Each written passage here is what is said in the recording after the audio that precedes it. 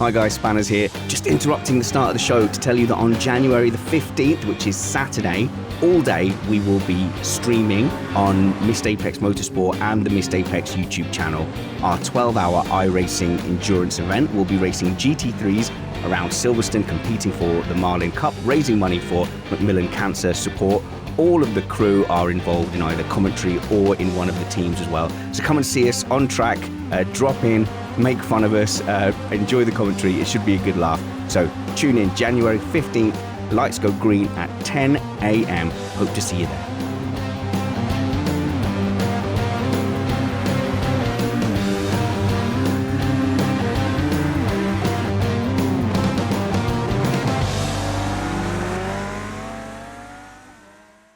You are listening to Missed Apex Podcast.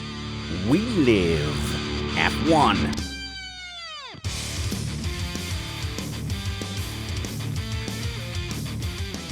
Welcome to Missed Apex Podcast. I'm your host, Richard Spanners Ready. Happy New Year to one and all listening to this. It's 2022, so we have a fresh start and we can put behind us all the shenanigans of Abu Dhabi. If you have tuned in expecting me to rant about how Lewis Hamilton was robbed by outrageous race control decisions, you are out of luck. I will not be going on here saying that I'm still sore that Lewis Hamilton was absolutely mugged in Abu Dhabi by race control. So be assured that this is Abu Dhabi free from here on in. Instead, I'm going to bring you some news with a fine panel.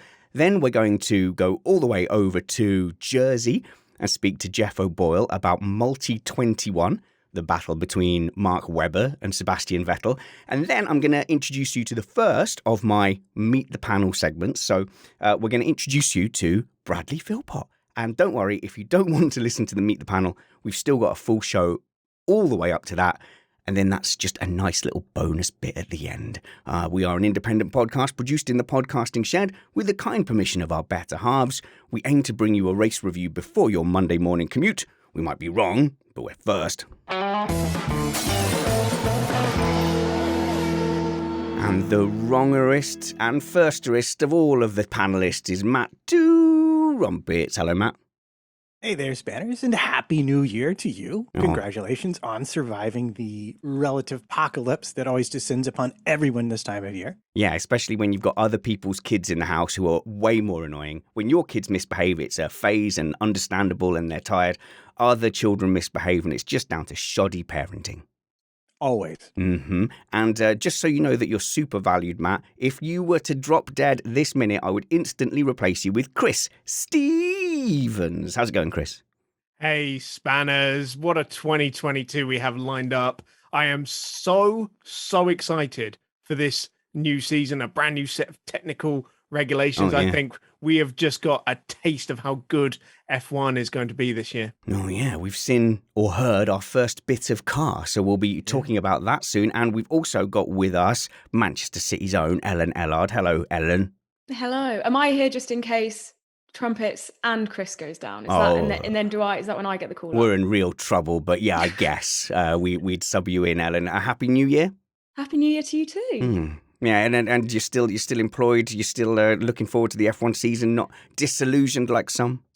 Well, I'm hanging in there. No, I'm really excited. I've been going through my calendar, looking at dates and races I can get off to. So yeah, really looking forward to it. And hopefully at that point, travel a bit more. Yeah. Sun will be back out. Yeah, it's going to be dreamy. I've been calculating what's the quickest possible time that somebody can win a championship, because like some fans of some drivers are looking at the championship ahead and are saying they're hoping for complete dominance this season. And I was wondering if it could be wrapped up in July, Chris. Is that the earliest a championship's ever been won?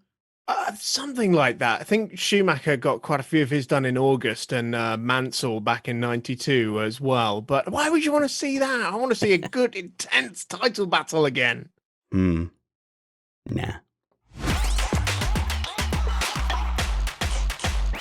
Tell you what, let's turn to Matt and find out what's the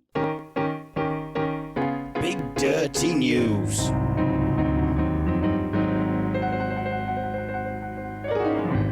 Well, Matt, during the off-season, I often see this as an opportunity to not be kind of held back by the drumbeat of Formula One news and races, and you think, well, here's a bit of a sandbox where we can do whatever we want. And a bit later on, we'll be talking about historic teammate battles and the meet the panel stuff.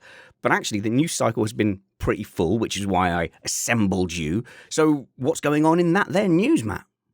Well, I think the most interesting and fun thing is the fact that Aston Martin no longer has an Otmar Szafnauer to kick around. Yeah. He and his lawyers have finally done the deed, and he is off ski from the team. Wait, why'd you say lawyers? Why him and his lawyers? Well, I think it took a while to negotiate the exit to the satisfaction of all parties, was my understanding. But that would be an understanding and not something I've confirmed with multiple sources. All right, then, let's kick off with wild speculation and understanding things. If you remember back to, I think, the late summer, and I was quite indignant with rage because Otmar Szafnauer, I'm not saying that right, am I, Matt? It's close enough. Yeah, because Mr. Szafnauer had come out with a statement saying that Lance Stroll was one of the greatest raw talents in Formula One. And I felt that whilst Lance Stroll had done quite well, given his extended opportunity in Formula One, and is able to drive safely and pick up the pieces and has had some great results, I felt that was an exaggeration, Chris, that he was one of the greatest raw talents in Formula One. I think it's fair to say that Otmar, in his time with Aston Martin, since Lawrence Stroll took over Team Silverstone, as it were, that he has had to say some things that he doesn't fully believe in himself, with something of a metaphorical gun pointed to the back of his head, not just with regards to Lance, but with other things as well. Some of the things he said seemed forced and not in his character, according to the people who knew him best. So in his defense, I think we should say, Matt, that as a team principal, it is part of your job to big up your drivers. But in this particular case, under a little bit more examination, because it is Lance Stroll is the son of the owner. But the reports you and I heard were that was actually a kind of a result of trying to appease Papa Stroll. Yeah, as a freelancer, I'm completely familiar with this. I would like to not lose my job right now. So sure, you want me to play it like that? Fine, I'll play it like that. And I'll just go home and make fun of you later. But the source that you and I spoke to, Matt, was saying that there was a little bit of tension between Szafnauer and Papa Stroll, because some of the team members would like to just be honest and say, oh, well, the performance wasn't up to scratch from Lance. So that's not something wrong with the car on this occasion. I'm not saying it was week in, week out. And that was causing quite a bit of tension. So he makes that statement, greatest raw talent. And then not long after, Whitmarsh is then announced. There looks to be a bit of a restructuring. See, that's the point at which we kind of went, all the ducks seem to be in a row now. Yeah, they really did. And I can't say I'm surprised, because Otmar has been a longtime Formula One person, and he knows the sneaky back ways to get things done. And, Lawrence is a billionaire who's used to getting whatever he wants as rapidly as it could possibly got with as much money as the world actually possesses. Yeah, and so like the feeling was that was like too little, too late, and the decision had already been made to replace him. Yeah. I think it's one of those things. I think it's probably an understatement to say there's a bit of a clash of, maybe, it's difficult to say, but there is definitely a clash of perceptions, maybe, I don't want to say morals, but definitely ways they go into, I don't know, that's not the right word. No, please. No, go into the morals. I don't want to say morals. I'm just trying to think of the right word. But basically, they're two very different individuals, aren't they? The way they structure themselves, Stroll wants to get to the top as quickly as possible and is so determined on seeing that. Whereas Otmar's built sort of more of a, in the time he's been at Team Silverstone, he has done a lot in developing people, but a lot of team management, a lot of building people up and building that structure and relying on people. And then sort of when Stroll came in, you said with Whitmarsh, there's a bit of the difficulty where that was that time where, he denied that they were going to even hire a CEO. And that wasn't sort of him trying to hide the truth. It was more that sort of either lack of communication or him not really being in that chain of order. So when you point back to Whitmarsh and his appointment, yeah, at that point, it did seem to be tied up. Yeah, and there was also, when there was speculation about Perez leaving, he pretty much flatly had said, had led everyone to believe that wasn't the case. And then when he was called on it later, he sort of called a technicality. He went, but I didn't technically say he was staying. And it was stuff like that was making him like an uneasy mouthpiece at Aston Martin.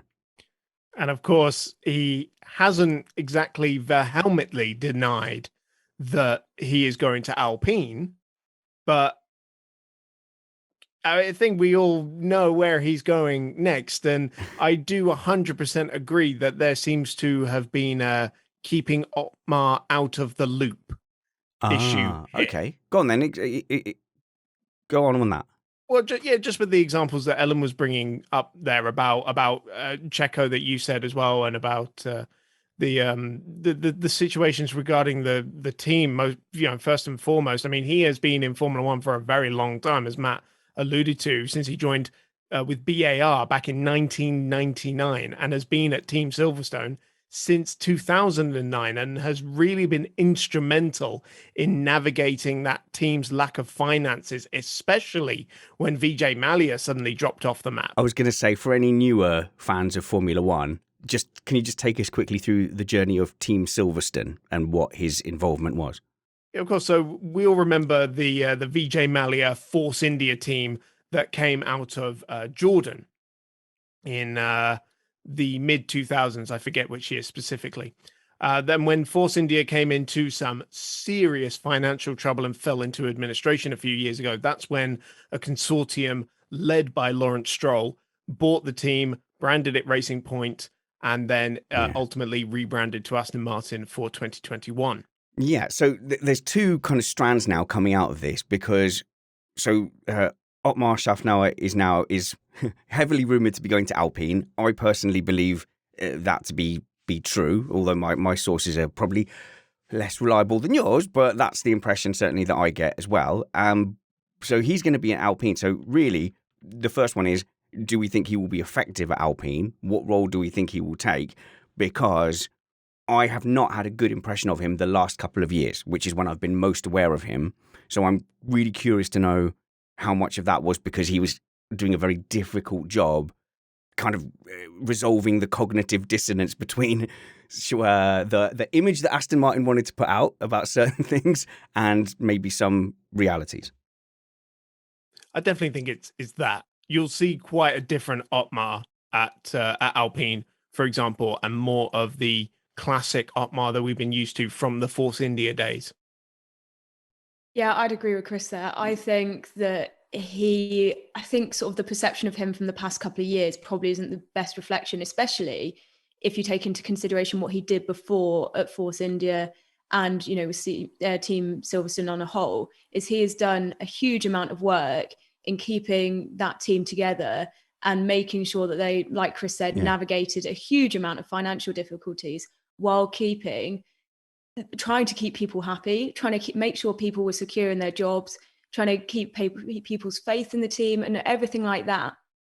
So I think that we'll see, if he's given a bit more of the reins, maybe a bit more freedom even, I think we could see sort of more of what we saw before and that building work in comparison to what we saw at Aston Martin.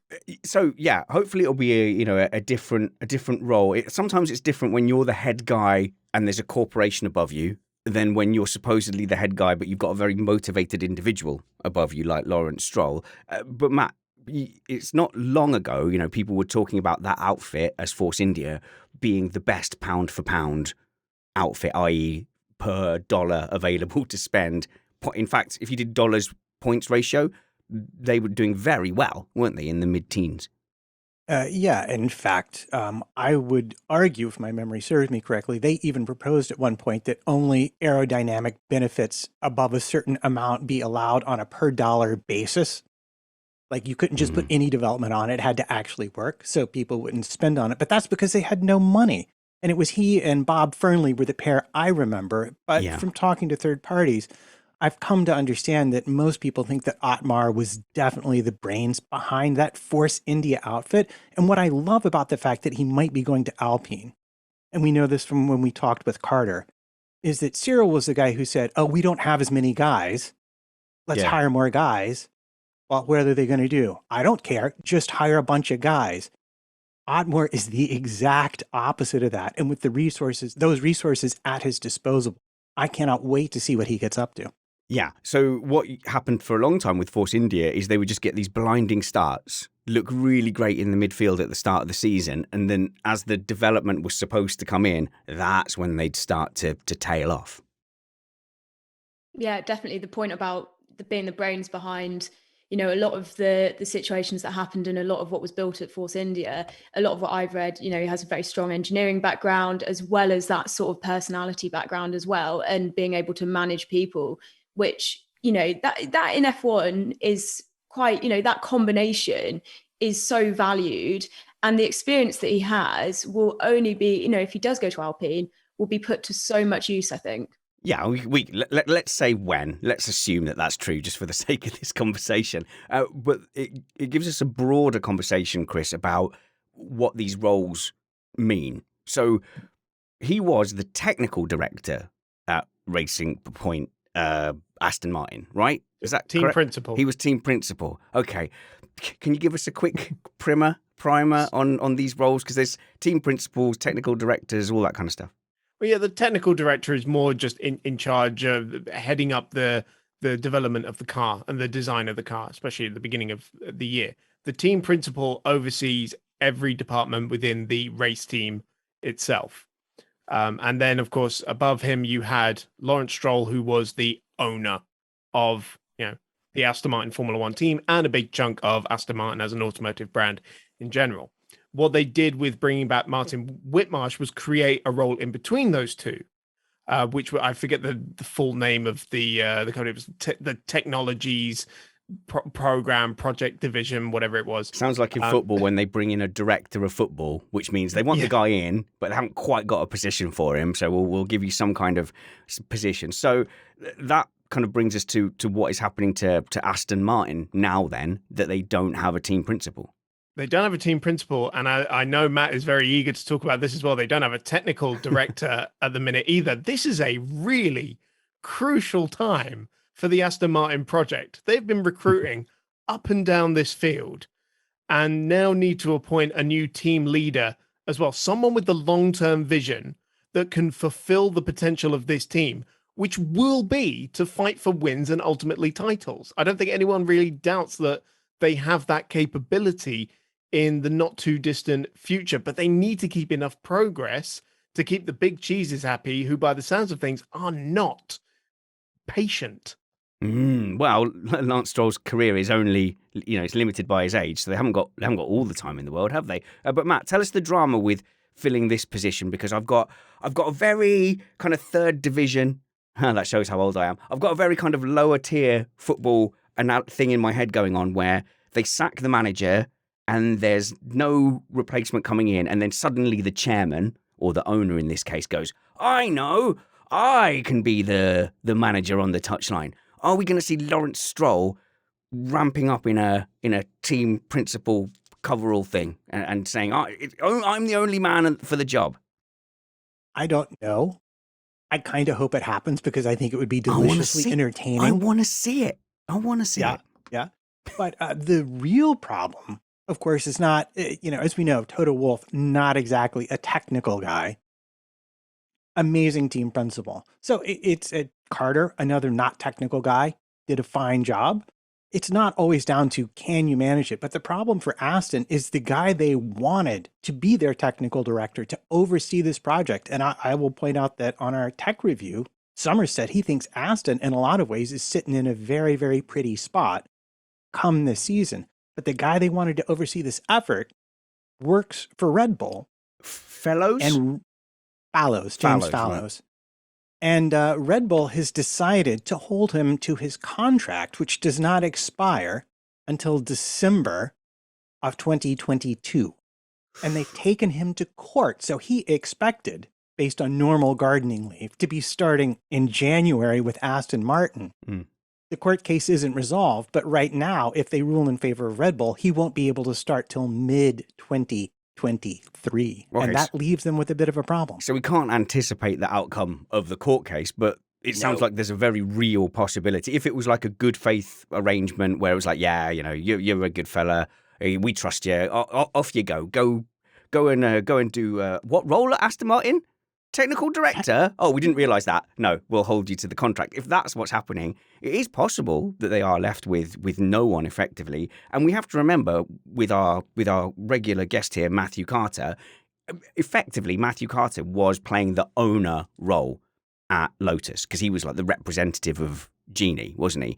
And then it was not Cyril Abiteboul, the other. I've mixed up my Frenchman, haven't I? Mr. Boulier. Yes, Eric Boulier, that was it. And when he left, they literally didn't have the budget to bring another person in, so they ended up installing Carter as the team principal. But Aston Martin could be in a situation where it's not the budget, there just isn't. I don't know, are there team principals just lying around? Why not Whitmarsh? Chris, why not Whitmarsh? Well, I guess so. Right, I'm not going to just sit here and trash Martin Whitmarsh, but oh no, well the but isn't very encouraging, is it, Chris? Well, you got to remember the last time he was in Formula One, he hit the starter pistol on McLaren's rapid descent. Oh, hang on a minute. We have got some timelines to work out here, Matt. No, Matt's going to argue. He is at least partially responsible for it. Go on. Well, yeah, go on, Matt. I think we're on the same song sheet. Yeah, I think we are too. I think it was the McLaren car division that Ron Dennis started that was primarily responsible for the downfall of all things McLaren. And even though Dennis himself was, I believe, by legal decree from the FIA, not allowed to directly operate McLaren for a while, I'm pretty sure Whitmarsh was doing whatever Ron wanted. And so in a way, maybe he is the perfect person because he's been kind of exactly in this position. He was stuck between Mansur Ojay and Ron Dennis. Yeah. Oh, yeah. Nominally in charge of a team. So at least he has experience at that. Okay. And so just to quickly detour all the way back to, let's say, 2013, which is probably the start of the McLaren decline. And that was the time when you were looking at McLaren coming off the back of having a championship potential winning car in 2012. Lewis Hamilton leaves. 2013, they're missing Q3s. And you're going, oh, well, they're going to recover any minute. But the thing that I think was really crucial in that downfall, Chris, was I'm sure it was Ron Dennis who made the decision. You can't win championships being a customer team, therefore we don't want the Mercedes engine. But at the time, they weren't even the second best Mercedes team. Williams was beating them. No, and it all came down to them using like the wrong fuel or oil supplier or something that Mercedes didn't recommend, and that was costing them like a second a lap in lap time. But I would argue that the dominoes of that descent were pushed over years before the bad 2013 season. So you're blaming Whitmarsh, and there was definitely some dodgy engine stuff going on before the hybrid era as well, 2012 in particular. So what you're saying is you don't rate Whitmarsh to come in and do a job at. I think that Whitmarsh has got a lot of very great qualities. Don't get me wrong, but his past tarnishes him a bit, and I would love to see the name being recovered, and exonerated somewhat. For balance, I always thought he was a good character, and I always enjoyed hearing from him. He was always very generous with how he felt. I never got the impression he was being. There was never any Ron speak, really, was there, Matt? He seemed to be a straight shooter to the press. He seemed very happy. I enjoyed him as part of my F1 viewing. Yeah, and he could again be a nice bridge between Stroll and the team, and by bridge I mean mostly protecting the team from the impatience of Papa Stroll. He's already committed to the team as well, and they need a long-term option. True. And he's obviously put the commitment in there.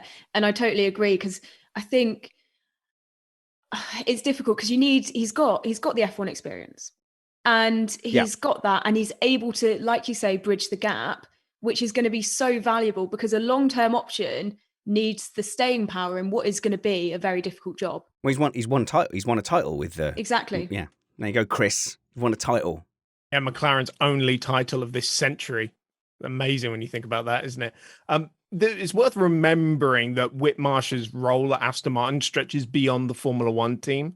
And there are other Aston Martin projects involved in this project department, whatever it's called. And that's why they need the team principal, who is solely responsible for the F1 team. Matt, I think that was a cover. And this was the plan all along. Yes. And I was going to say, but that's why you have a technical director to solve that problem. Technical directors aren't team principals, Matt. But the team principal doesn't have to pay as much attention if you have a good tech director. Oh, wait, they don't have one yet. Oh, sorry. Oh, yeah. Yeah, interesting times. Let's see what comes out of that. Because we've already seen, Chris, a car launch. We've seen the full, definite, real 2022 Mercedes. Get in there. Hashtag 44 or 63, whoever you're cheering for. Yeah, so I don't want to burst anyone's bubble here, but we haven't seen a taste of 2022, unfortunately. But we sang on. They showed a badly lit car, Matt. So, it was a real model, for sure. Yes, but we've heard a taste of 2022, and that does matter. Yeah, come on, lay it out for it, Chris. What have we seen and what have we not seen? So what we've seen is definitely a real model, but it is just basically based on the demo car. Remember the one that Formula One themselves showed off at Silverstone to see this is what we expect 2022 is going to look like. And we expect the real cars to look very different because the best engineering minds in the world are looking for loopholes in these regulations. And believe me, they're going to find them. So we're not going to see something that looks like what Formula One shared or like what Mercedes has shared so far. It is purely, in every sense of the word, a teaser. Okay. Yeah, we were hearing lots of rumors that especially the front ends of the cars are going to look wildly different and might be using different types of suspension than we're used to seeing. So yeah, there's no way that's what Mercedes was planning. I mean, if you looked at it in any detail, they didn't even have 4 elements on the front wing like the second FIA car did. Well, what's the point then, Chris? You're the PR man. What was the point? What have they done to me? Drumming up hype. Okay, why so early? Because why not? It's the start of a new year, so we're all excited for the new season coming along. We are really excited about these new technical regulations, but also for Mercedes, it's to kind of leave 2021 in a nicely wrapped bow and just push it to the side. And we're not going to talk about it anymore because we're focusing on 22. Well, that's the thing. There's still, as we can all see on F1 Twitter, a lot still hanging on. But that's the thing. You want to capitalize on that and sort of drum that back up again and make sure you're sort of, regardless of the wave, make sure you're riding it. Because, championships aren't just mostly one on the track, but there's lots that goes in behind that and behind the scenes as a team. And they'll just want to keep drumming up that support, making sure that everything's being shared around and that everyone is seeing what they want. So I don't know, Ellen, the impression I kind of got was that, especially with the fire up and it being early, it was kind of like it was a war cry a bit, wasn't it? A quiet corporate Mercedes war cry. It is kind of a call to action, isn't it? You want people to see that and be like, right, let's go. Because a lot of Lewis Hamilton fans are still, they just want to get in there and see the fight. They want to see round 2, like we all do, like we do with boxing. You want to see round 2. You want to see him go back out again.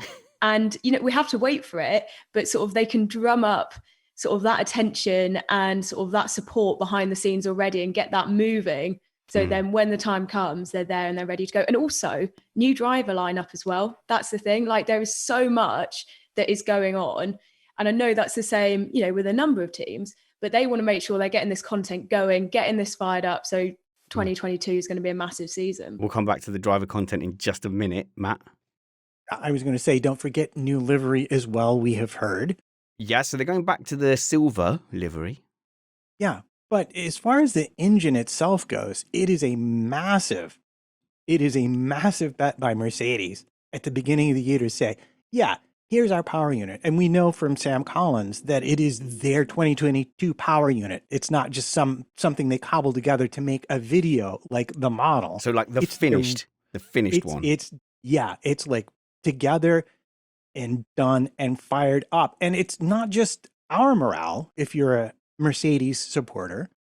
It's the factory morale too. It's we've seen from people who are in F1 saying like it is a moment. It's an exciting and powerful moment when you're in the team and you hear that for the first time. 100% agree with everything you said. Are we sure it's finished? And there's not maybe some bits that are going to come and arrive in testing? Or is the homologation date passed? February 28th is a homologation date. They can run older specification homologations with permission for reliability, which is, I think, kind of what Ferrari did this previous season. But yeah, I'd say, it's 99% done. Okay, we're going to roll back around to engines when we talk about Ferrari in just a little while. But just while we're on Mercedes, new livery, but also, Ellen, I mean, they've really been pushing and marketing their new driver, their 63 numbered driver, George Russell. And he is really being set up as the company man. Like, it really feels like a great fit. Definitely. I think it fits so well. And especially with just like the imagery that they've got, I just, I don't know. I'm going to say like there's two sort of gentleman vibes they've got, kind of like it sort of flows over. I don't want to say that, but like it kind of is. But like, the how he finished at Williams and those shots of him walking through the paddock, last race. And then that's just sort of flowed so nicely. But again, George is such a marketable character. Very much so, he's he's one of that crop, that we're going to see all back together again. That we had a couple of years ago when it was Alex, George, and Lando. Yeah. We're going to have them all back together. They're are back, so and they're so marketable. So they're going to capitalize on that, as you'd expect they will. And it's exciting. So whilst Lando's got all his streams and stuff and is joking around, obviously with Russell, it's very much on Instagram, shirtless at any opportunity. Look how chiseled I am. But also, I get the feeling that he's very bullish as well. Like, he's already Team Mercedes. He came out after Abu Dhabi and said what happened definitely wasn't right, and that Lewis Hamilton was absolutely mugged by race control. Oh, no, that was me. But do you know what I mean? He's already kind of, you feel that fire. And I know as much as people are trying to pit this as Russell versus Hamilton, I still feel like it's kind of Mercedes against the world, and that Russell might be bought in on that. Definitely. I agree with that. I think he's the right image. He seems he was loyal to Williams, but he seems really loyal. And you've got to remember, he's sort of grown up around in the same sort of era that I have growing up watching F1. This is the dream for him. He is at the absolute pinnacle of the sport right now, racing alongside one of his idols. He is going to be there to absolutely toe the party line when he needs to as well. Yeah. But I imagine this season he will just have a bit of the time of his life, hopefully not put a huge amount of, I know there's so much pressure there anyway, but I hope he enjoys it as well and doesn't get swept away in, all the sort of heavier side of things, the politics that we've seen last season. But he's going to be living his absolute dream. I think, Chris, expectation management on him. I think they're going to look after him. I think they're not going to be slating him and being like, you were half a second off of Hamilton on race pace. Oh, what an idiot. They're not going to be on the radio like they were with Bottas. Valtteri, do something, and like poking with a long stick from the pit wall. I think they're going to protect him. They're going to look after him. They're going to manage expectations. So I think they won't have to do that with George, for one thing, unlike with Bottas. For a multitude of reasons. But it's worth remembering, Russell has been part of this Mercedes camp for years. They helped him all the way through his junior career, right up until the F2 title that he won back in 2018, through the Williams years, of course, as well, with a Mercedes customer team, and now finally entering the big dogs. And I know you think he's going to toe the party line just a bit, but for me, the story of the season going into 2022 is, how are they going to be his teammates? What is the fight going to look like? Because no one really knows where any of the teams are going to end up, but we all expect Mercedes to be at the front, and they do have the best pairing on the grid.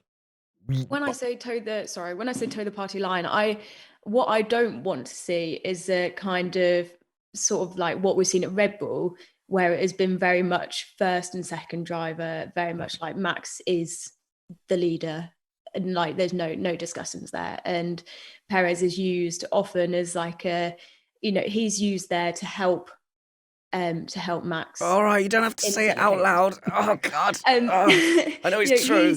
He's there to assist, and he does very, very well. And you can praise him for that this season. Also, I think it's I'd like to see him sort of go more and just be able to just go off and not be sort of so ruled by that. Yeah. So I would really like to see this. Like, I don't want to see that happen at Mercedes, and I don't think it will, because I don't think that from what I've seen, and when we're talking about man management, I don't think Toto is sort of the same minded as what you see with Horner in the way that he'll implement sort of that first and second driver. I know we've seen it in the past with Bottas as well, but I just think that they might let him go out, let him race. Yeah. And then, but if they need to for the championship, I think fair enough, but not to the same extent that we've seen at Red Bull. So here's the difference. I think with Bottas, the talent difference meant that it was natural for Bottas to be the number 2 fairly early on in the season. I think in that first season, it's going to be a settling in period, and the points will very likely, I think, even on equal talent,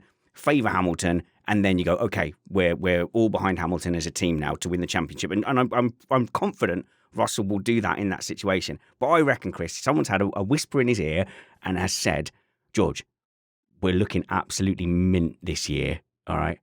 Hamilton's not staying for 2023.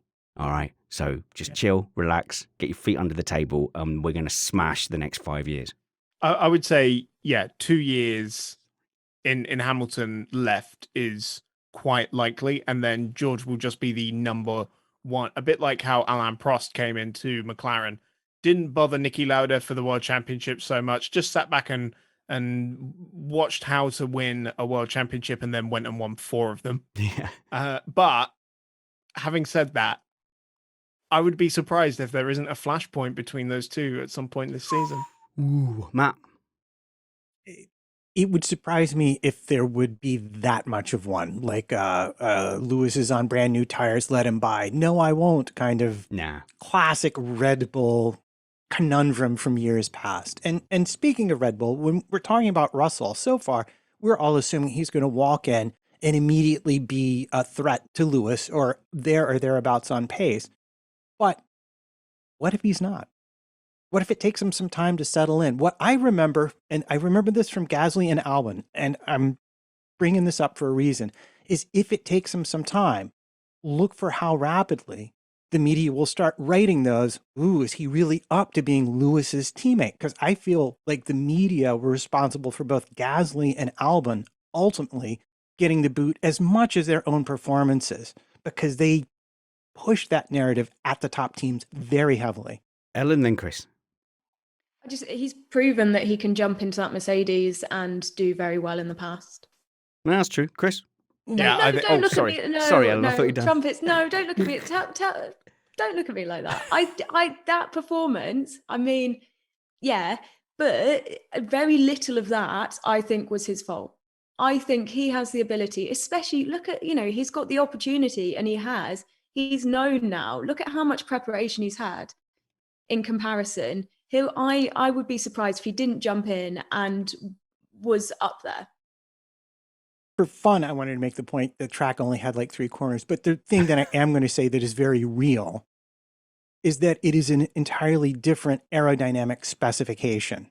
The car will not be the same as the one that he jumped into, and no one knows where they're going to be until we get to Barcelona and probably the first race of the season. And so that's why I say, on the off chance, just remember this marker. At the end of the day, it's a racing car. It's got an engine, 2 pedals, some wings on it, and 4 tires in connection to the ground. He'll be.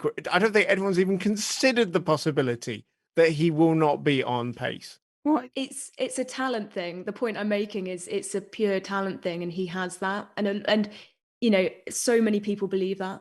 Agreed.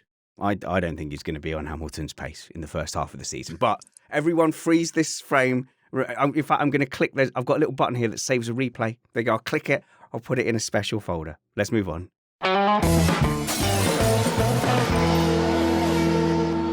It's not because of lack of talent. Calm down. I know he's good.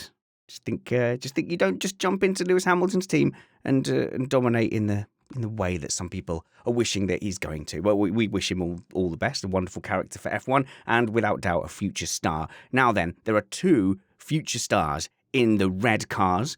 And it's got to be the first time ever in my F1 fandom, Matt, that I've broadly liked both both Ferrari drivers.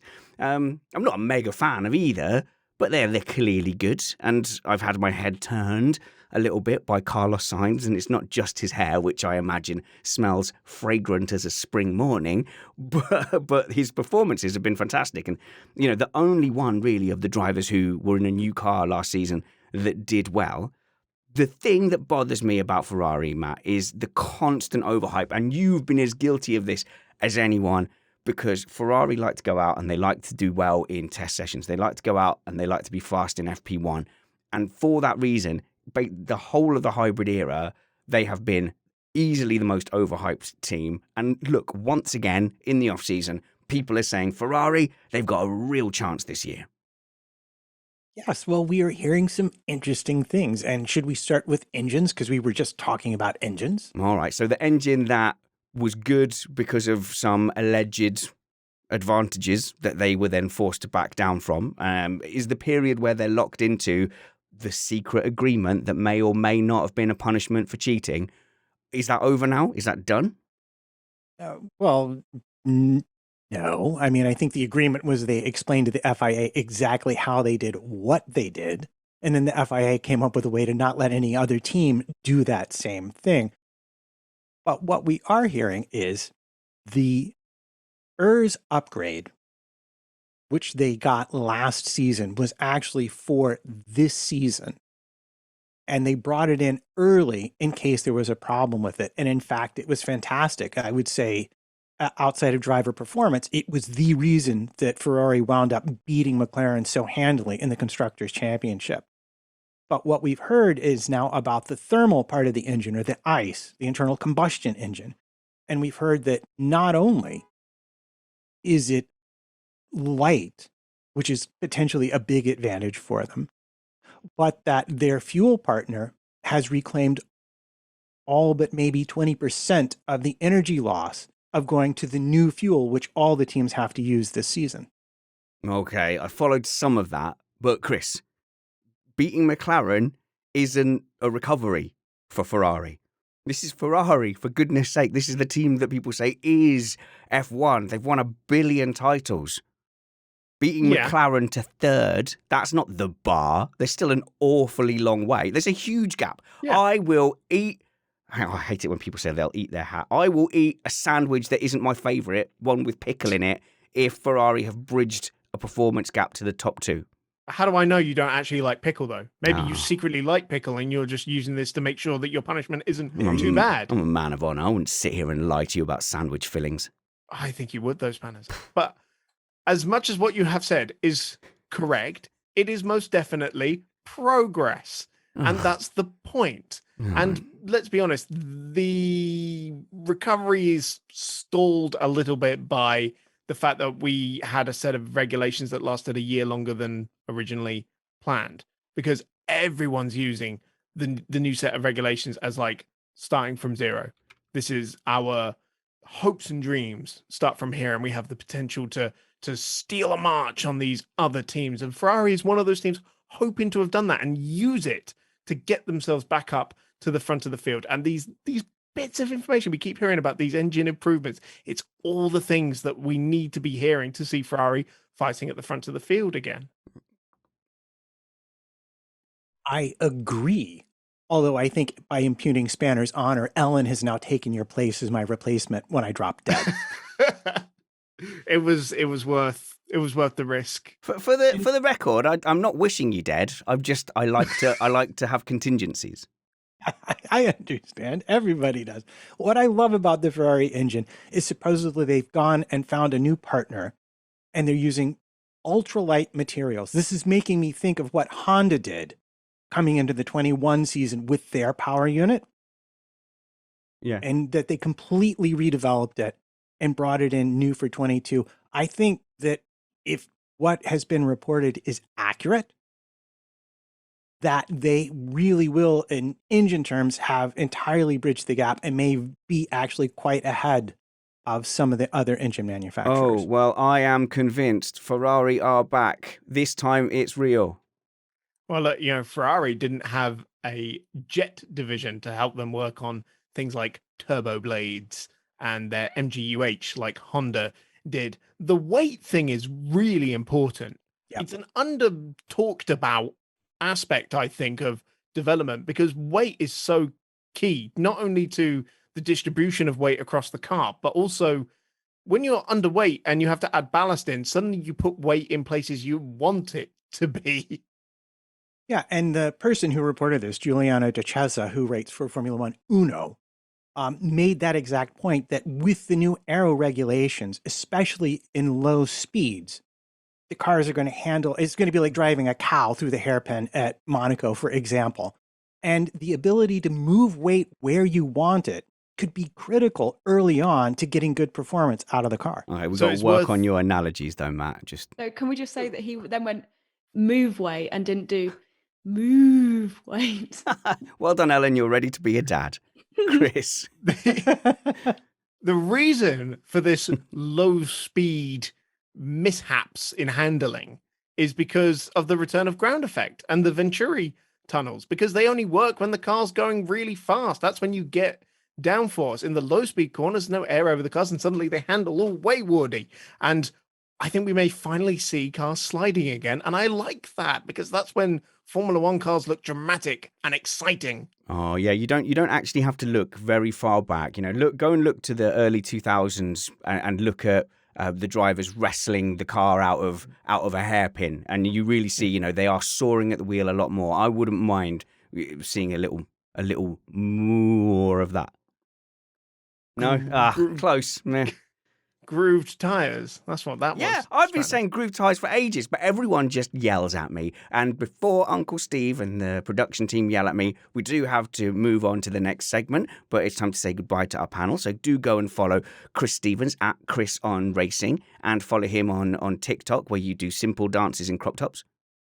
I posted my first TikTok at the end of last year. I legit did. It was this stupid little end of year trend that everyone was doing. Okay, fair enough. Go and search for Chris Stevens on TikTok. That surprised me. I didn't know that was coming. Go and follow. I'm not proud of it. Go and follow at Ellard _ on Twitter. Go and give her a follow, and on Instagram at Ellard _ At Ellen_Ellard. Okay, that's appalling. Okay, but go and search for Ellen Ellard and you'll see what she's up to. And go and follow my friend Matt Trumpets at MattPT55, and Matt Trumpets on Facebook as well. Yes, I am on Facebook, and I occasionally do things there. Man, if you do want to support the show, do feel free to go and check out patreon.com/MissedApex. I'm Spanners Ready on Twitter and Richard Reddy on Facebook. We're going to move on now and talk about a historic team battle. We're going to go all the way to Jersey to speak to Geoff O Boyle, the team battle between Mark Webber and Sebastian Vettel, culminating in the famous Multi-21.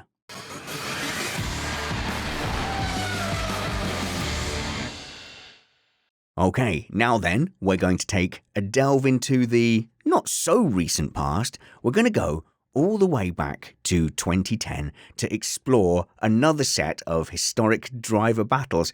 2010's historic? I guess it kind of is. But here to help me is Geoff O Boyle, so I don't have to remember things myself. Hello, Geoff. Hello, Spanners. How are you? Yeah, I'm doing well. I'm keen to talk about this one because it felt like it was so quickly forgotten how much of a rivalry they had, and Webber was kind of left and confined to almost a footnote, really. Yeah, he was. I think the Vettel era is remembered for his dominance, his 4 world championship titles, but I think people often forget that actually in 2010, when Webber and Vettel were put together, they were actually really closely matched, and had history, or should I say, had Dr. Helmut Marko had a different favourite within the playground, then, the history might have been quite different for old Webber, but sadly it wasn't to be. Now let's set the scene a little bit, because Sebastian Vettel was a plucky up-and-comer. He'd won one race in 2009. Was it in Monza, in the wet? In the wet, yeah. So he was looking like a proper young superstar, whereas I think it's fair to say Mark Webber, although popular and charismatic, by then was he seen as a bit of a journeyman driver? Yeah, he hadn't exactly, after his initial performance in Minardi, he hadn't set the world on fire after that. In looking at the research for this piece, I was amazed that he was actually fifth. He finished fifth in his debut in Minardi in Australia. Yes. You think that's an incredible performance. 2 points. But he qualified 18th, and most of the field were wiped out in the first lap. So it wasn't quite as stellar as the history books would show. But after that, he had fairly lackluster periods at Jaguar, Williams. He never really got on top of the car. And in the end, good old Frank offered him less money to stay for a year than he had been paid the previous year. So that was it. Ooh. He was off to Red Bull. So yeah, he was. I think he was lucky to get the period or the opportunity at Red Bull that he did, because it was all starting to fizzle out a little bit for him in the Williams period. So I'm struggling to remember what team was Red Bull.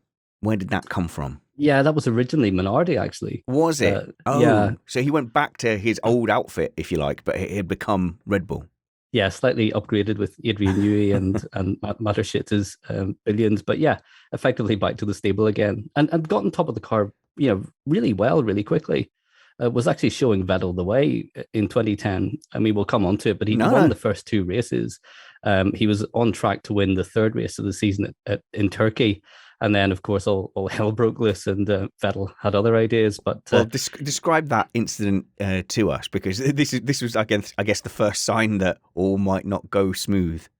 Yeah, I mean, Webber, I think, probably thought he was on equal footing with Vettel before this incident, but he was left in no uncertain terms afterwards that he was definitely a number two driver, which we'll come onto again. So in the race itself in Turkey, Webber was leading. Vettel came up behind him with a pace advantage, and he threw it up the inside, which was fine, and he had the corner, he had the line, he was past Webber, but then inexplicably he jinxed to the right for no reason. It was almost like, do you remember the Leclerc incident with Vettel? Was it 2019, 2020? In Interlagos, yeah. Interlagos, yeah. When for reasons only known to Vettel, he jinxed across on his teammate to try and put him off. He did exactly the same thing, ended up with a puncture, was out of the race, walked away doing that famous crazy sign against his helmet. Vettel went on and finished, Webber went on and finished a third in the race. He had to stop for a new wing. But in commentary, when you watch it, Brundle watches it again and again, and Martin Brundle, pretty balanced at the best of times, calls it and says, that's 100% Vettel's fault. I'm sorry, Seb, that's 100% your fault. Yeah. Everyone else in the punditry corner thought, yeah, Vettel's fault. Inexplicable. Don't know what he's doing there. By the time Mark Webber had finished the race, I think Dr. Marco had already given an interview. I'm guessing that the doctorate isn't in diplomacy, because he immediately called out Webber as being at fault for it. Yeah, interesting. A little bit surprising. And then there was no punishment for Vettel at all. The arm was put around him, and I think in Webber's book, Aussie Grit, he talks about that, and I think that's when he knew that the writing was on the wall in terms of parity within the team. Now that's interesting, because Red Bull really don't mind favouring a driver, and then if you fast forward to 2014 with Verstappen and Ricciardo, where Verstappen blatantly just moves across and breaks early or whatever, but causes that incident. And I think it's Ricciardo that ends up behind him, behind him. So to me, like, that, no doubt, was Verstappen being very aggressive on his teammate, yet they went and kind of supported Verstappen, or they said it was equal fault. And I think that's one of the things where Ricciardo went, I'm not the favourite here. Yeah, I'm off to Renault, and for 50 million good reasons, I'm going to be driving a different car next season. But yeah, there's that. I think, to be fair, they're consistent. They back a horse regardless. And, you saw even this season the way they backed Max whenever he was up to all sorts of antics, and the world seemed to be up against him. But no, he can do no wrong in their eyes. And it was similar back then. Yeah. So we had a suspicion there that perhaps he wasn't the favourite child, but it was confirmed a little later in the season. Yeah, I mean, the championship ended up being very close. Webber led the championship more often than Vettel did. Vettel kind of pipped it with a late surge. But the late surge was helped a little bit in Silverstone because Red Bull had turned up with an upgraded front wing. It no doubt gave a performance advantage, but silly old Seb damaged his in qualifying, didn't he? So rather than run the old spec wing, the order came in to literally take the front wing off Webber's car, God. put it on Vettel's car, and send Webber out with the old wing. And as luck would have it in the race, and you might say karma intervened, Vettel had trouble, didn't finish the race. Webber went on to win it.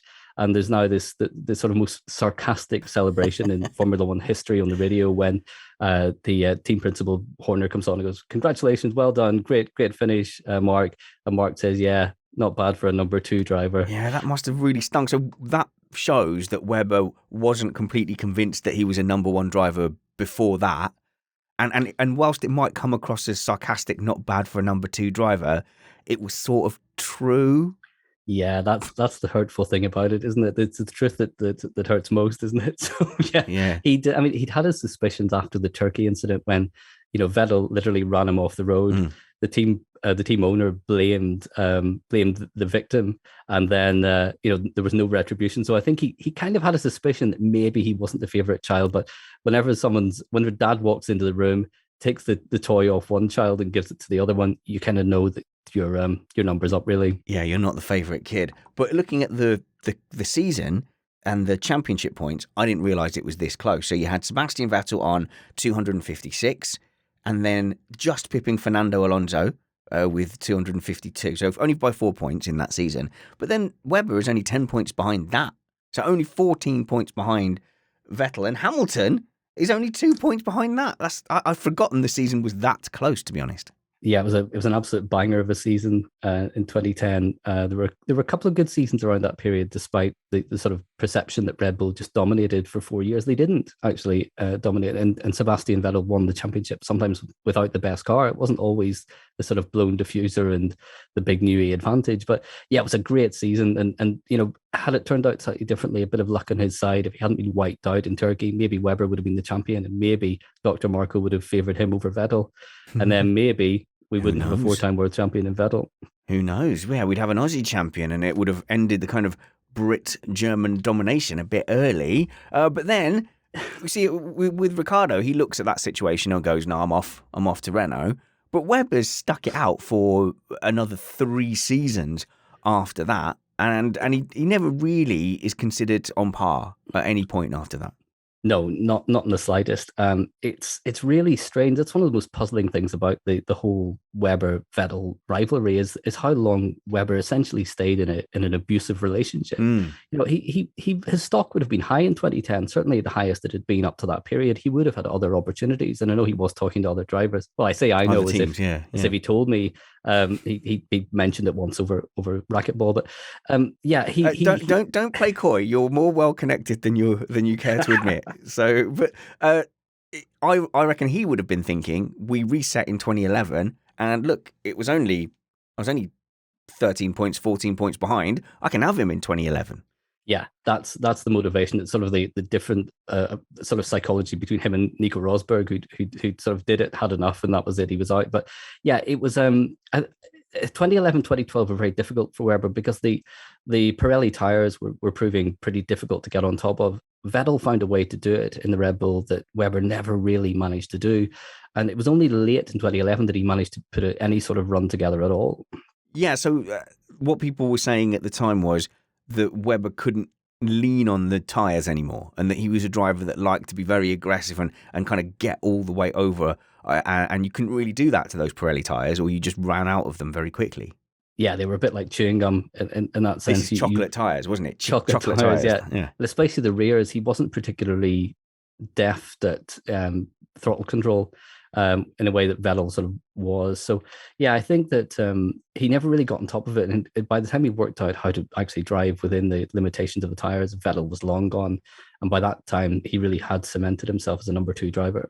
And I think we need a bit of historical context for people who might be a bit newer to Formula One. It seems very normal now to have a number 1 driver. So we literally saw Sergio Perez just having floor sweepings instead of a rear wing when Verstappen needed his, and we saw him block underneath the bridge at Abu Dhabi, and Bottas being told to play a supporting role for most of the 2021 season. So it seems very normal to us now. But back then, it was like not the done thing. There had been big controversy with the Ferraris in 2002, with Barrichello basically having to slow up and give Schumacher a win.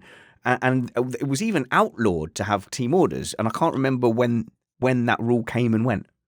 Yeah, I can't remember the exact year either, but I know that team orders were banned during this period because, as we'll come on to, the famous multi-21 message was a well, I was going to say a clever way of doing it. It wasn't that clever in the end. No, but imagine, back then, if there had been a radio message like there was to Perez in Abu Dhabi 2021 going, all right, slow him up, back him up. Like, that would have been absolutely outrageous at the time.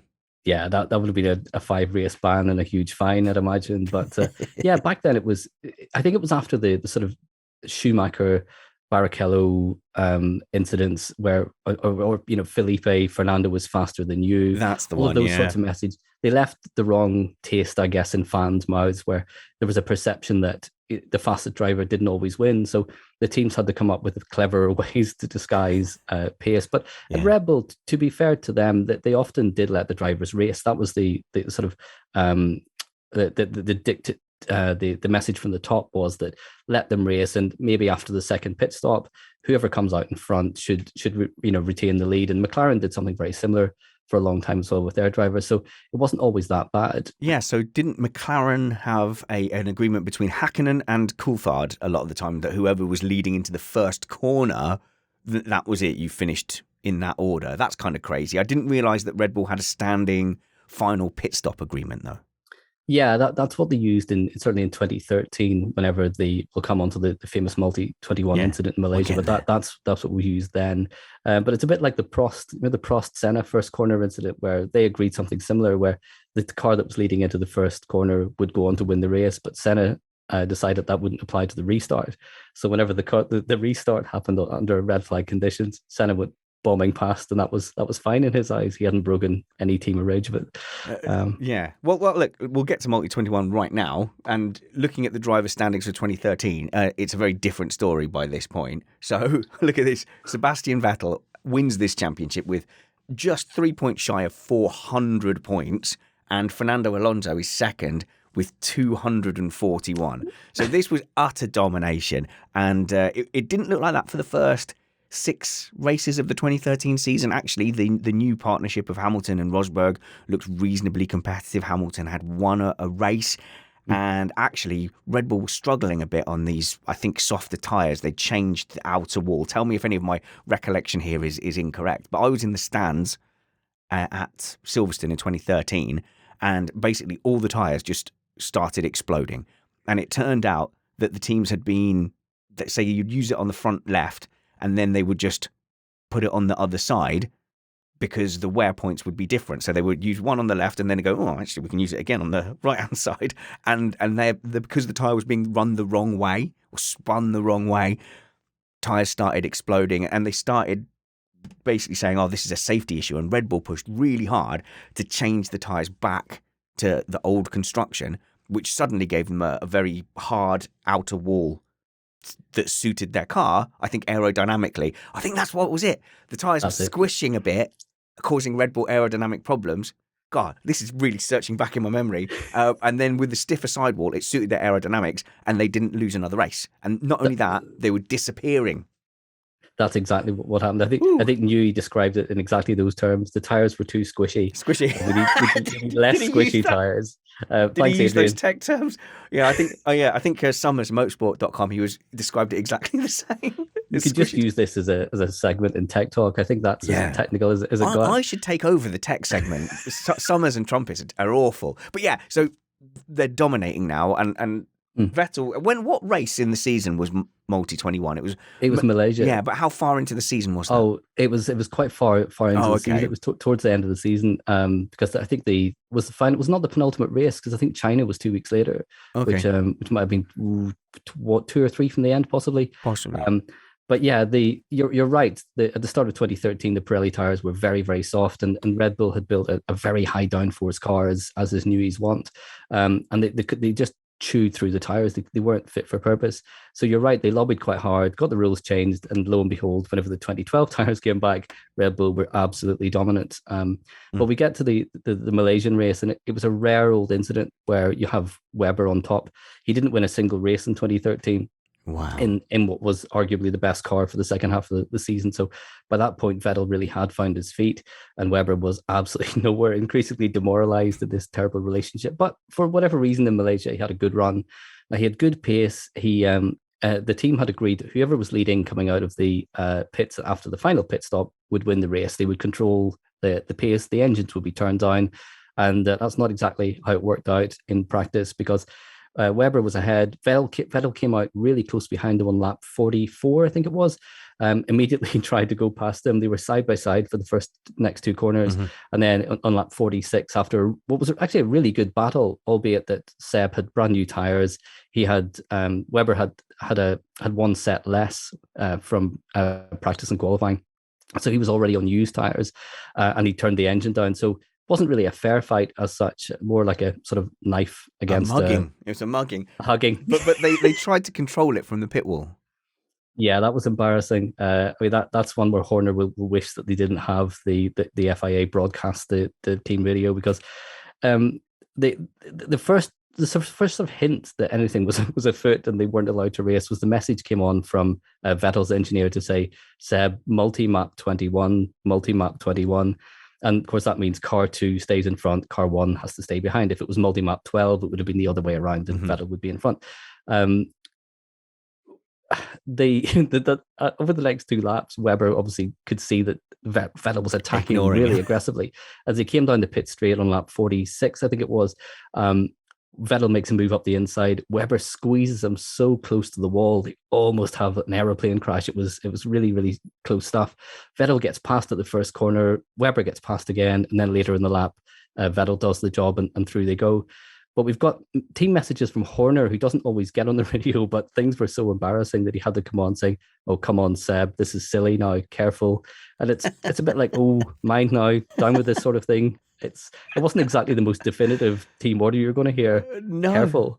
No. Yeah, and you feel bad because Webber was playing the team game and thought the engines were turned down, and then he's suddenly put into that situation. And in the press conference, this is the famous scene of him slamming the water on the table, and he's like not disguising how annoyed and how upset he is. But you mentioned something about lawyers getting involved, and I hadn't realised that at all.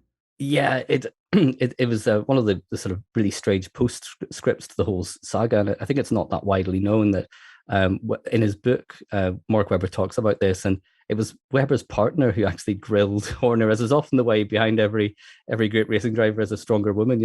Had a go at Horner, said, why was Sebastian never reprimanded for that multi-21 incident? And the answer was that 2 days after the race, Red Bull received a 2-page letter from Vettel's lawyers saying that he was given an unreasonable and contractually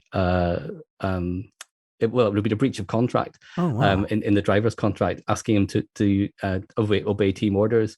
So there must have been something in Vettel's contract that gave him undisputed number one status. Wow. And he got the lawyers involved to fight his corner for him. Because when they arrived at the next race in China, Vettel had, he'd been contrite in the post-race interview in Malaysia, but he actually doubled down by the time they got to China. And he was like, you know what? I would do it exactly the same again.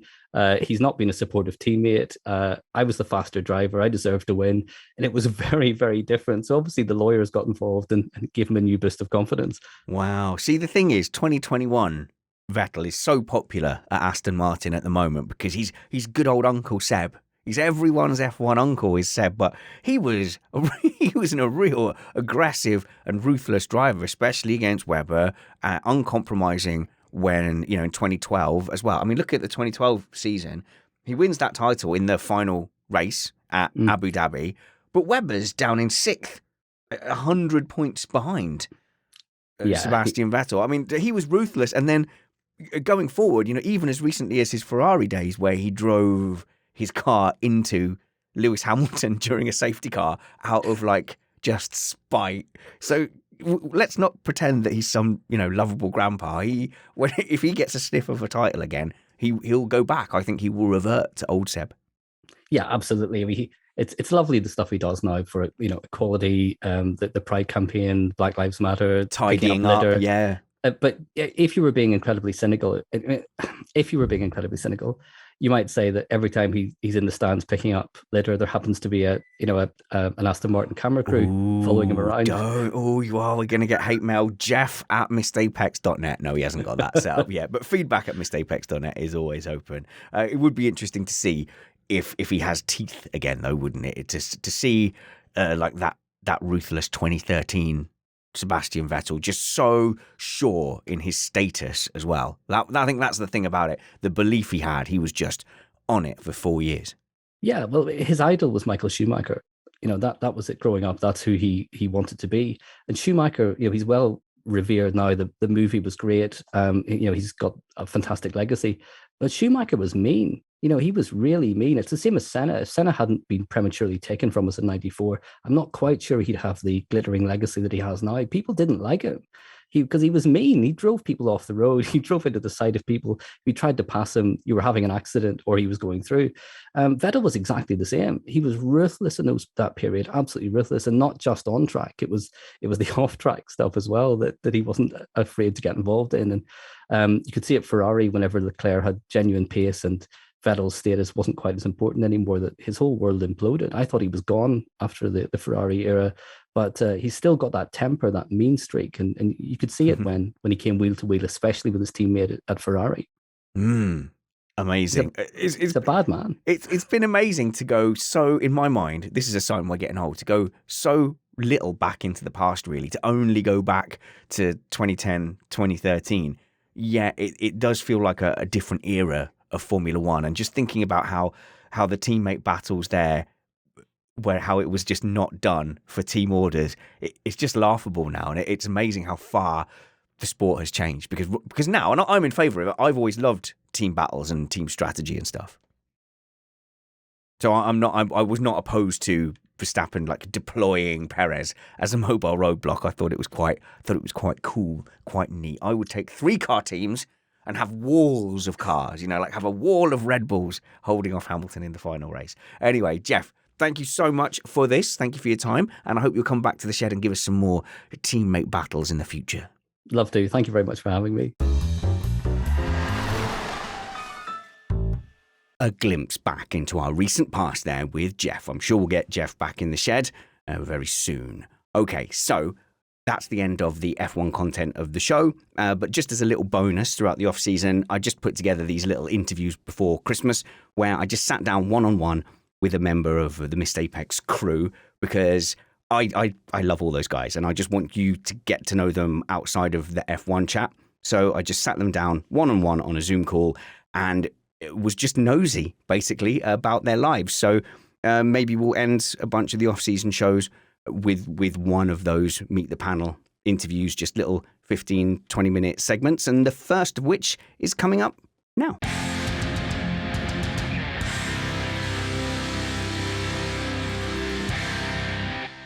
And now I'm introducing race driver Bradley Philpot. Hey, Brad, how's it going?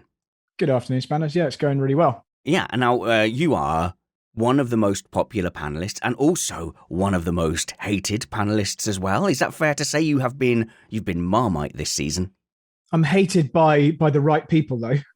It's been a bit of a different year this Formula One season because I've really nailed my colours to the mast, and I've actually never been a particular fan of one driver. I've always seen myself as a fan of Formula One, and I'd continue that into this, nailing my colours to the mast, but I just say one of the drivers in the title fight aligns with the way I like Formula One drivers to act and drive. So it's not that I've become a particularly polarized fan of one driver. It's just that there's only 2 drivers in the title fight.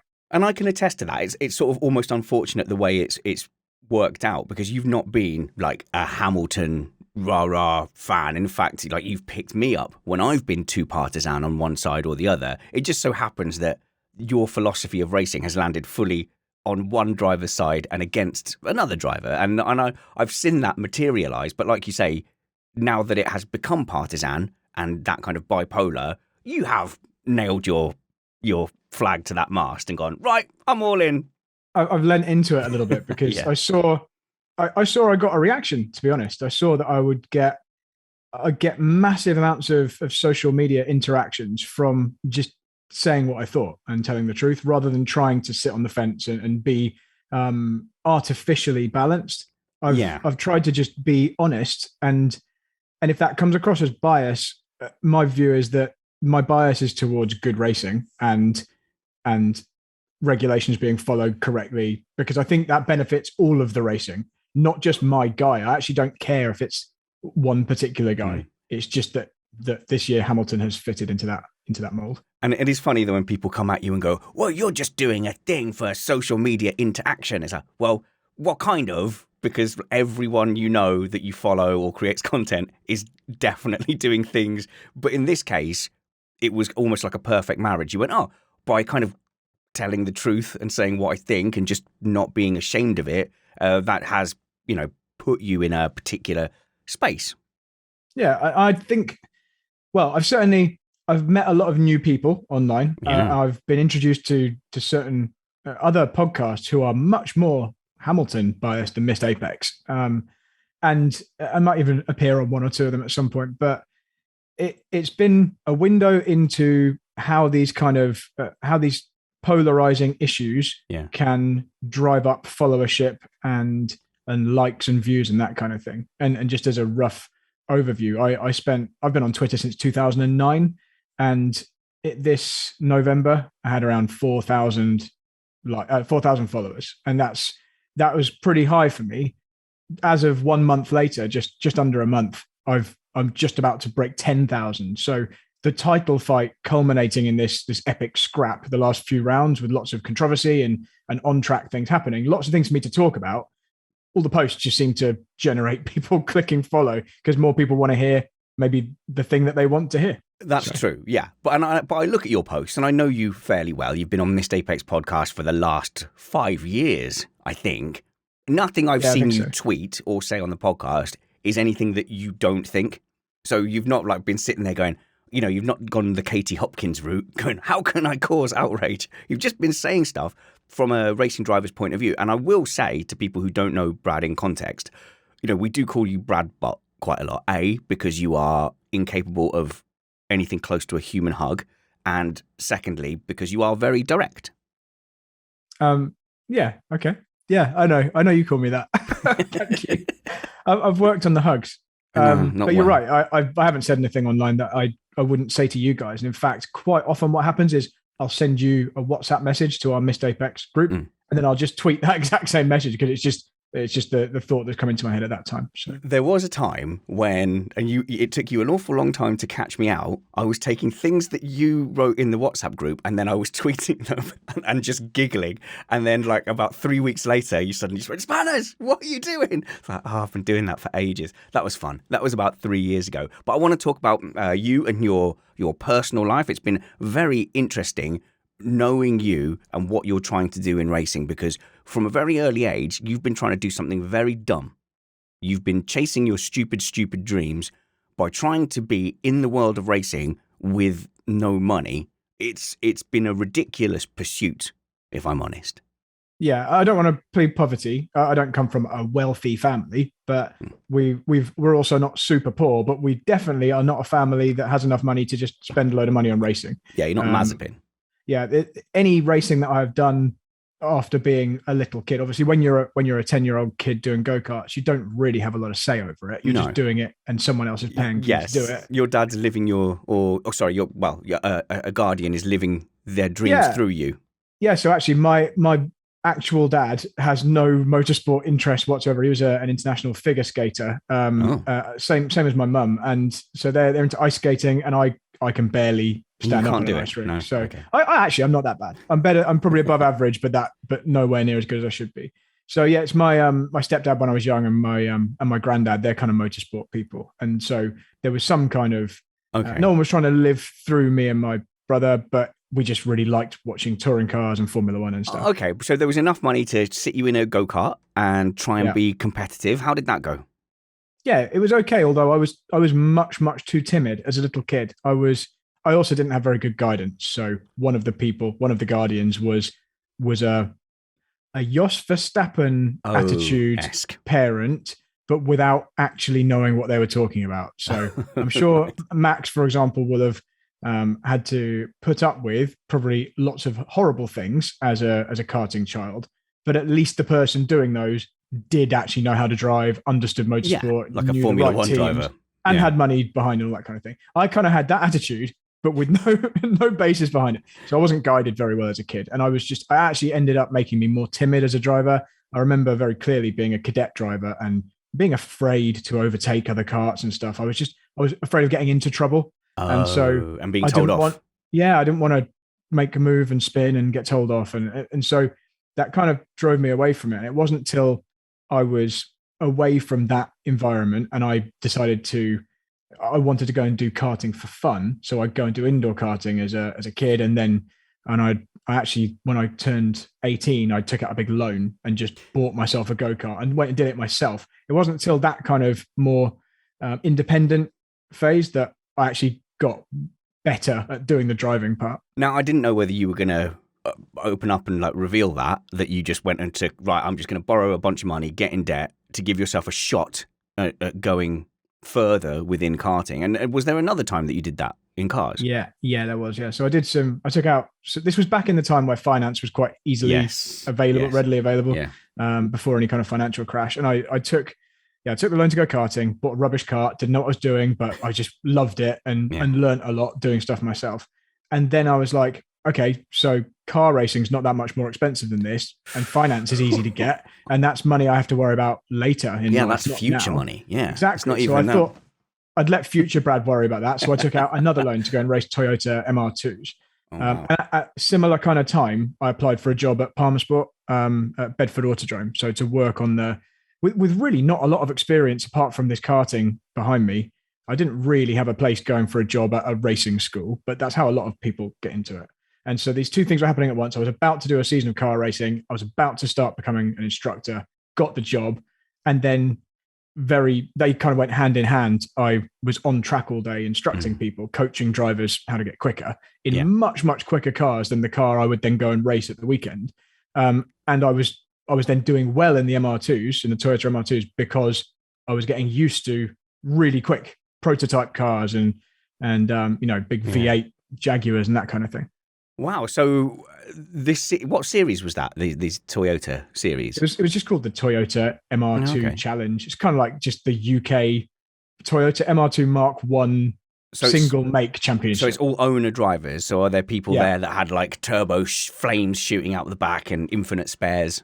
No, they're kind of all run to the same regulation, although people could tune more or less, or it is like anything. If you've got more money, you can find ways to make your car faster. But I didn't own the car or anything. I just paid for a drive for a season. I think it was something around about £7,000 to do the full year. Okay, you wouldn't get that now, would you? No, I don't think you could race a Citroen C1 for 3 races for that kind of money. But this was a while ago. I'm actually pretty old now, Spanish. So. Well, yeah, you're the appropriate age for a GT driver, is what we say. What are you, 35? Yeah, 35. Yeah. So I'm not over the hill for a GT driver. I've got friends who are, pushing 50 who are still competitive GT drivers. But yeah, I'm certainly not on the single-seater ladder either. So I went and did that Toyota MR2 challenge. I won the championship in my first and only year. And that kind of gave me a bit more confidence, especially with the race instructing continuing. Yeah, well, okay, so you're doing Palmer Sport. And I have to say, that is one of the first things that appealed to me about you, was that you are there instructing and you're telling people how to drive. And we've had so many great episodes over the years where like you've taught us about what is understeer, what is oversteer, how to feel it, and like you're such a good instructor. I'll say that up front. Like you have shaved seconds and seconds off me on a kart lap around a sim race. Like you know exactly what you're talking about, and that was what was of interest to me. But around the time you started with Missed Apex podcast, you just come off the back of doing very well in the Race of Champions, and with no disrespect to your reputation or your Toyota championship, you were somewhat of a wild draft into that competition to suddenly then be with Ricciardo and Vettel.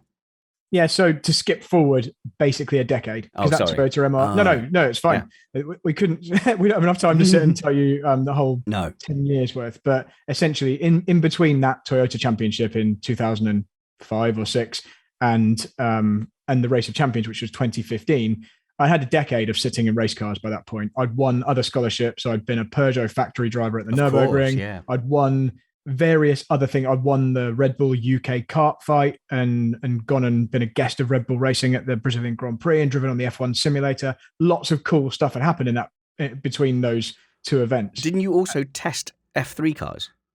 Yeah, so that was actually just after the Race of Champions. But yes, I also had the opportunity at Palmer Sport because the same company ran the British Formula 3 Championship. Jolyon Palmer was responsible for doing some of the testing. I would do some of the testing as well. And some of the other high-end instructors would.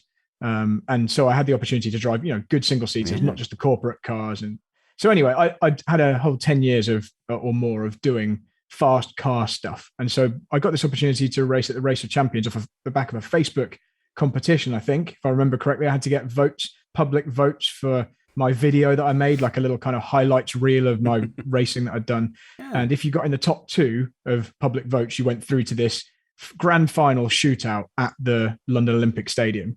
And I won that and then got to race against all the F1 drivers present, Vettel and Ricciardo and Massa at the time, Jenson Button. Okay, so you were side by side with those guys. Now, this is really interesting because at the time, the Race of Champions, so many F1 drivers in there. You came, I believe, second in the skills challenge with Vettel third. That was the highlight.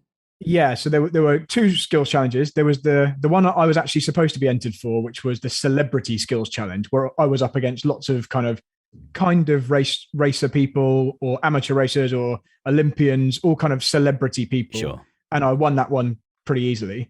And then I was, off the back of that, entered into the actual skills challenge, which was kind of a bit of a bonus. And that was against all of the drivers competing in the Race of Champions. So this was basically like an auto test course where you had to do donuts, go between cones, drift an aerial atom around this course and get back to the beginning in the shortest time. And you're right. I think Petter Solberg won. And I believe I was second to him with Vettel behind. And then all the other Formula One drivers behind that. Yeah, and so was that the only competition that you did? Didn't get to do any of the? No, and I was also entered into the main Race of Champions competition as well, which was like a bonus because one of the MotoGP riders injured themselves. It might have been Marc Marquez. I don't really know MotoGP very well, but no one does. They injured themselves at a party. There was then a wild card space available. So because I was there, I had a helmet, I got to take this place. Brilliant. I wasn't really expecting it. And without wanting to make too many excuses, I didn't get the same practice. I didn't get the same practice as everyone else. When I turned up on the Thursday, everyone else had already been doing laps. I saw, Jolyon Palmer and Susie Wolff and all the other guys, all the Formula One drivers present were already doing loads of practice laps and had them on the board. And I rocked up, then had to go through all my shootout procedure with my other guy that I was there to beat for this completely separate competition. And then I kind of got thrown into the main competition pretty near the end. So that's my excuse. But I did progress through to the quarterfinals, I believe. I got further than Button and Massa and a few of the other F1 guys, but unfortunately didn't get to race them directly. I raced against Mick Doohan. Oh, right, yeah. The dad of Jack Doohan, who was in Formula 2 this weekend. And obviously, very, very well-known motorcycle racer. And Alex Buncombe, who's a Nissan GT3 driver. So they were my competition. So seeing those guys like up front, they're all obviously very good drivers out of their main field, but it kind of must be a little bit gratifying to go, I'm kind of mixing it here in this company. Yeah, I wasn't too overawed at that point because having been at Palmer Sport instructing for a decade before, I had a lot of interactions with Formula One drivers who were there bringing their mechanics for days out. Ricciardo and Kvyat came and I sat next to Daniel Ricciardo and did some laps with him and I was quicker than him over a lap, obviously at my home track, which I knew very well. But at least that gave me a bit of a benchmark that these people they're not gods who can just come and destroy you. I sat next to Damon Hill. In fact, to put this into context, Alex Van Gien from our podcast has beaten a time that Damon Hill sat next to me. So that shows you that these ex-drivers maybe lose some of their edge, or it shows you that Van Gien is incredible. But it's definitely the former. But yeah, we had a lot of chance to sit next to or at least interact with high-level drivers in that environment. So jumping in the Race of Champions wasn't too. It was more like it was a special one-off event for me rather than wow, look at these other star drivers. Yeah, so interesting. Like at Palmer Sport, you are obviously comparing yourself day in, day out with the other instructors and the other drivers, but also that's quite a high-profile track, so you get a lot of like celebrities there to get your instruction. Yeah. I coached a lot of celebs over the years, so many so that I Drop some names, Brad. That's what so I'm after. I spent a couple of days with Prince William and Harry. Oh, nice. Who are some other celebs that aren't Formula One drivers? Did they have to have bodyguards hanging off the back? They had bodyguards come and check the cars beforehand for bombs, and there was in fact I've instructed Prince William's personal bodyguard whilst he had a gun in his. We would never normally go out on a racetrack with someone with a gun, but he wasn't going to take it off. I wasn't going to force him to, so you weren't going to win that argument. No. And people from the TV, Dragon's Den people, Deborah Meaden and those kind of guys, all sorts of kind of minor to mid-level celebs. And then there were lots of footballers that came down as well. I think Ronaldo came, although I didn't instruct him. So in our world, like you are a racing god as far as we're concerned. And, we talk to you about the racing experiences you've had. We haven't even had time to really touch on the Nürburgring stuff where you've been a VLN class champion. But, you know racing in and out. You've driven 1,000 different race cars. You understand how to get a car around a lap. Your full-time job is testing tyres professionally to the limit. You must have the same frustration my wife has as a professional singer, where the first thing people want to know is, have you had an album out? Have you toured at Wembley? And you online will get, what does he know? He wasn't even an F1 driver. But people just neglect that there is this whole pyramid underneath it with incredibly fast, talented, knowledgeable guys. Yeah, that's probably the main things I have to deal with when critiquing drivers, Formula One drivers on track conduct is, well, you and me have both raced the same number of Formula One races, our opinions are equally valid. And I'm trying to think, I haven't ever really thought of a great way to quickly quash that, but I think it'd be something similar to saying, someone who had a very strong basis in science and had several science degrees in a particular field. Yeah, Nobel and Prize. They commented on something, and someone said, "Well, both of us have the same number of Nobel prizes, so our opinions are equally valid." And it's not really doesn't really work. But yeah, I try and just brush that off because I kind of know that I know what I'm talking about, so I tend to confidently state the things anyway. Without bigging you up too much, and I will do because obviously you're my panelist as well. You're our driver expert. But there are a lot of drivers who don't have the same communication skill, and there are a lot of drivers who don't have actually your breadth of experience around different vehicles and that kind of coaching experience as well. But they will carry a lot more weight because they drove a GT4 car for a season, and so that is also frustrating as well, I should imagine. I have raced GT4, just point that out as well. Right, I came third at the Nordschleifer in a GT4 Porsche with no practice, but yeah, it is exactly that. But hopefully, you never know. As we said earlier, not quite over the hill, so might get the opportunity to do some more things. End goal is race GT3s regularly, but financially, it's pretty unlikely. So, I mean, we have this argument offline as well, which I always think your end goal should be a motorsport communicator. I think you're excellent at that, but I can sense that in you go, if you fully lean into that, you're giving up somehow the ridiculous, stupid dream of being a racing driver that had no real money.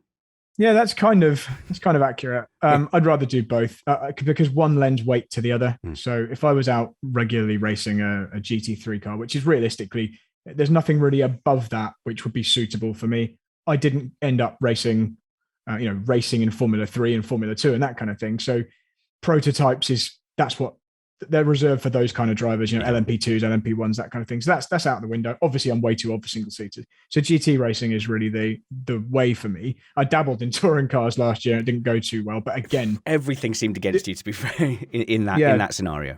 It seemed like one of the toughest experiences. They give new drivers ballast. Like, what's the way? Oh yeah, you know what? I always forget about that. To be honest, I don't think the new driver ballast. So just to explain for anyone who has no idea what we're talking about, I had a one-off weekend in the British touring cars last year, just about a year ago, last November, and I went in reasonably undercooked. You have to have new driver ballast. So for new drivers, to dissuade teams from just putting in different drivers the whole time and making it messy, new drivers have to carry this penalty weight, which doesn't help, but it was pouring with rain the whole weekend anyway. So I don't think the ballast made that much difference, to be honest. The difference really was no new wet tires, which makes a big difference, which I now know. And in hindsight, had I known that before the weekend, I wouldn't have signed up to it. And just horrendous weather. So, no practice in the wet and then just straight out and you got to do the business. So, anyway, that's at least I had a bit of a taste of that as well. But yeah, so I mentioned that because it's either touring cars or GT cars for me in the future. GT is what I prefer because I like that style. They look cooler because they're like supercars for a start. And I prefer the endurance style of racing. It's not over. You've probably got a couple of good years left in you, I reckon.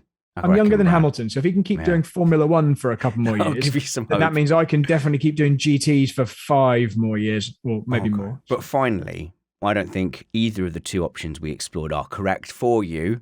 What people won't know is that you are a massive musical theatre nerd, and there is still time, I think, for you to make your West End and Broadway debuts. Fortunately for everyone else, I'm not intending to pursue that. And I know I did some amateur dramatics as a kid, but I am a massive musical theatre fan. We watched Tick Tick Boom, me and Becca at the weekend, which is out on Netflix at the moment. We're massive into Hamilton, In the Heights, some other classic musicals. Love it.